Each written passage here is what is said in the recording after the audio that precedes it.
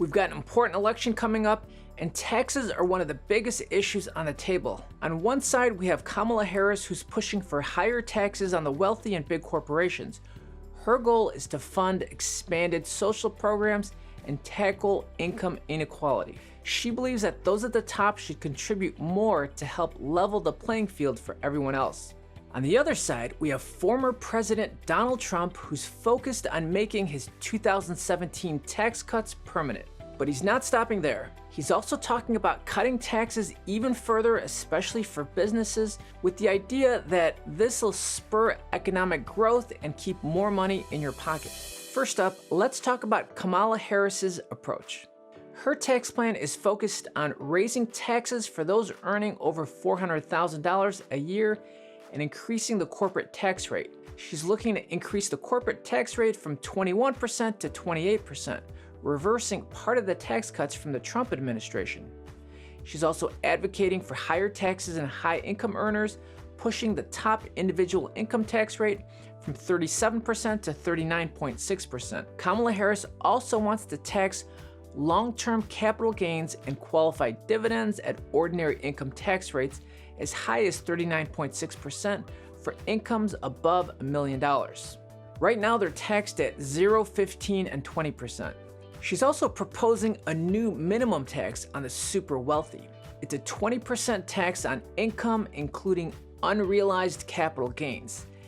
This is for households with a net worth of over $100 million.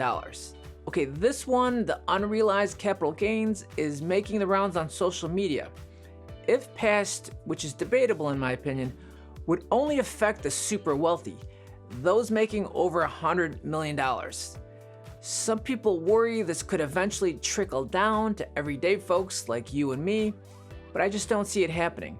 The burden of calculating unrealized gains and losses every year would be a massive compliance headache, something most people simply wouldn't be able to handle.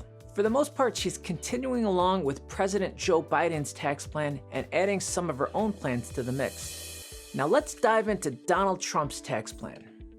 He's made it clear that he wants to keep his 2017 tax cuts intact, which were some of the most significant changes to the tax code in decades. These tax cuts lowered tax rates across the board and increased the standard deduction, which benefited a lot of middle-income households. I think they were great, and I do hope they become permanent. But he's not stopping there. Trump is pushing for even more tax cuts. For example, he's floated the idea of reducing the corporate tax rate even further, potentially down to 15%. This could be a huge win for businesses, especially small and mid-sized companies. Personally, I think our government has enough of our tax money already. One of Donald Trump's other proposals is to simplify the tax code, which could be a welcome change for many. A simpler tax code would mean fewer loopholes, less paperwork, and potentially lower costs for individuals and businesses when it comes to filing your taxes. These presidential discussions around income tax policy frequently become entangled in political rhetoric, with different sides pushing for lower corporate taxes, higher taxes on the wealthy, a simpler tax code, or expanded tax credits. In reality, while the president significantly influences tax policy, they don't have sole authority over tax law creation. As you're probably aware, the process begins in the House of Representatives, it moves to the Senate for a vote, then it goes to the president for approval or veto. Finally, the Treasury Department and the IRS figure out how to implement and enforce the new law. Campaign promises about taxes can be persuasive, but it's important to remember that these policies go through a complex approval process before implementation.